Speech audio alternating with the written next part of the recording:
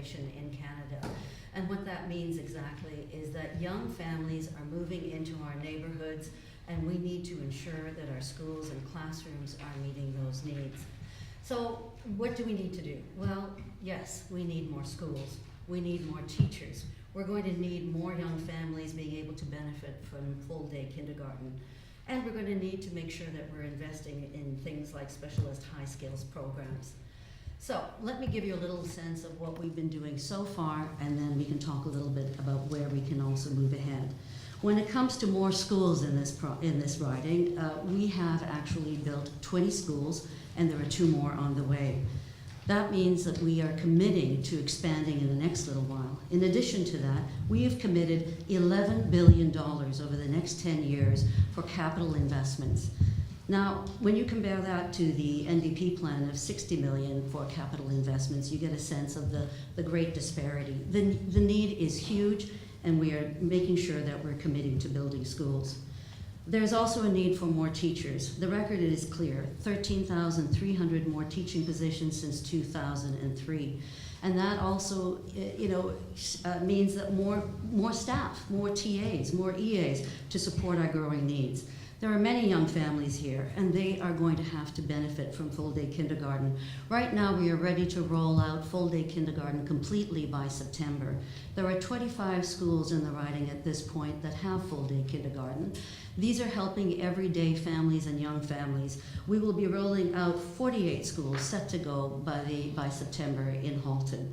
That's huge. That's going to affect regular families when it comes to the costs of daycare and so on. This means like $6,500 in childcare costs alone per child is going to be saved by families. Imagine the difference that it can make to a family. In addition, before and after school care for 4- and 5-year-olds is on track.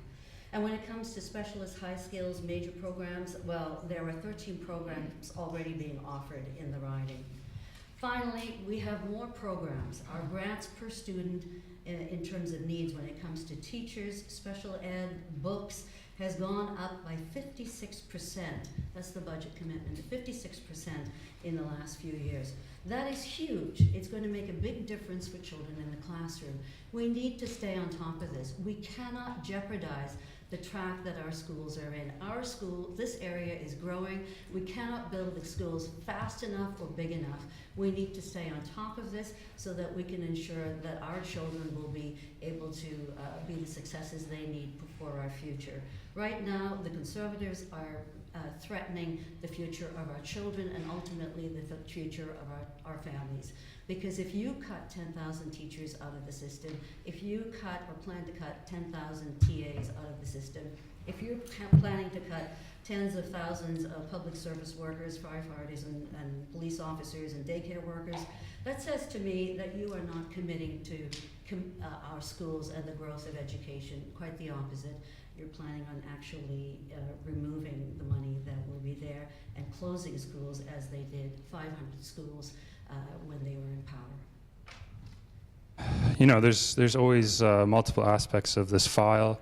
I find as though most of these issues that are facing Halton are also ones that face communities across Ontario.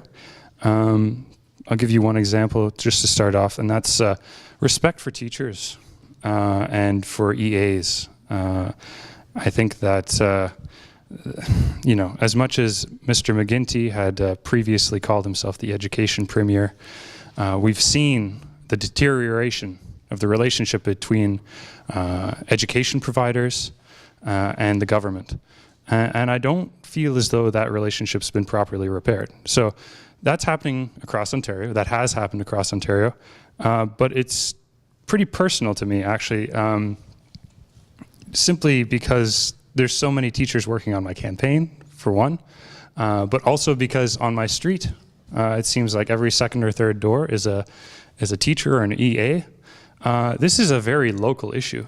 We have a very high population of teachers in this community. I'm not sure if it's the ratio of this community to others, but these are our neighbors. So when we're talking about respect for teachers, we're talking about respect for our neighbors. Number two, Indira addressed this. I think anybody with any senses knows that Milton, North Oakville, North Burlington has exploded in growth. And it has been very difficult to keep pace with that growth. I think it would be difficult for any government, frankly, whether it's transit, hospitals, education. But I don't think that we should just be focusing upon bricks and mortar. It's important that we understand that building new schools, left, right, and center, is expensive. And that's one reason why our plan is more responsible than the Liberal plan, to continue to just spend.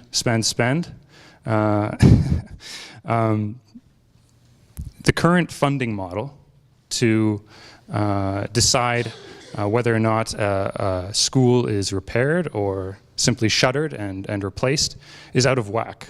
Currently, school boards have to face either taking money out of their own budget to pay for repairs, or they can get the Ministry of Education to pony up, essentially out of thin air, a whole new school that doesn't come out of their budget. So I think that provides perverse incentives, and we want to address that through the Open Schools Fund.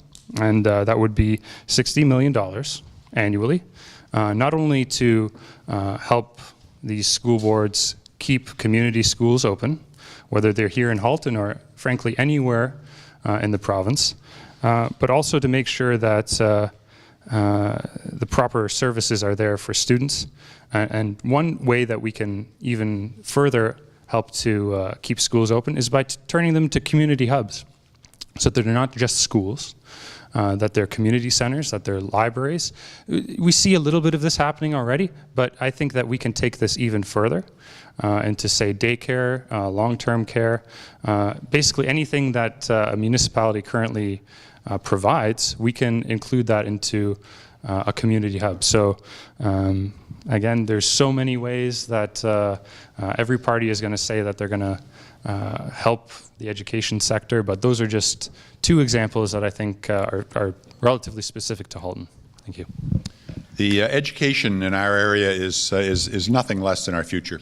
Our kids are our future, and we must do everything we can. We have an excellent educational system in the province. It can be better. We've got falling test scores in the last 4 or 5 years. That should be a red light going off to every educator in the province and to every politician in the province. It's important that we turn that around. As I said earlier, there's a direct link between educational levels of a society and the standard of living that society enjoys. Milton is one of the largest communities in Ontario without a university or college campus. Wilfrid Laurier University was proceeding with a campus here when the Liberals put a freeze on all expansions of campuses across Ontario. That was about 2 years ago. They put the freeze on in order to study the expansion of colleges and universities. And I'm not sure if they ever studied it, but they've never reported on what that study might or might not have said. A few months ago, in anticipation of a spring election, they did mention that there were 3 communities in Ontario that they would consider for an expansion, and Milton was one of them. They didn't say how that consideration would proceed. There was no process for us to proceed. We went and met with the Ministry of Education, and there was no path for us to proceed in order to expand and in order to create that university campus in Milton. High growth in Milton, of course, has caused a number of issues to occur.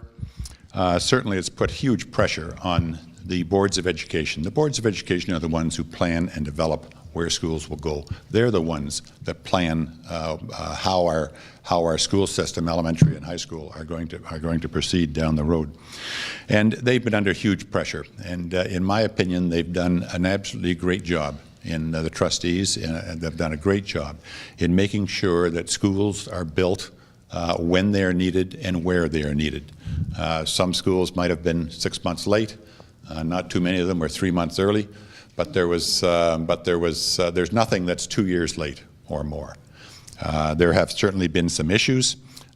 Some of the issues revolve around I had one lady who was concerned that her child, who was in grade 7, had been to 4 different schools in Milton, and they had never moved houses. So if they located on the fringe of the development at that point, a new school was developed, they went to that. Another new school was developed, they went to that, and a 4th new school was developed, they went to that. So those kinds of issues have happened in Milton, but that's all part of the growth cycle. By and large, they've done extremely well. The renovation of Martin Street School is one that has been a problem just recently. Martin Street is going to be expanded, renovated, or torn down and with a replacement built on the same site. And the board cannot make that decision. It's the Ministry of Education that has to make that decision. And to this date, they have not made that decision. And it's beginning to create a problem with the Public Board of Education, because they have to proceed with it with all possible haste, as that school will be needed. And the Ministry of Education is holding them up by not making that decision. The same can be said of St. Nicholas at the corner of Woodward and Wilson. It's a French school, and it's outgrown its capacity in Ontario, in Milton, and we need a second school in the area, and they've been asking for that commitment for 2 years now, and they've yet to receive any indication that they will be moving down that road. I think a Conservative government will work with the boards, making sure that there is local input into the needs. That's the people who know this area best are the trustees on the Board of Education. I certainly don't want Queen's Park deciding what school needs to go where. That's the decision that the local boards have to make. They've done a good job in the past, and I have every confidence that they'll continue to do so and continue to provide Halton with an excellent educational system.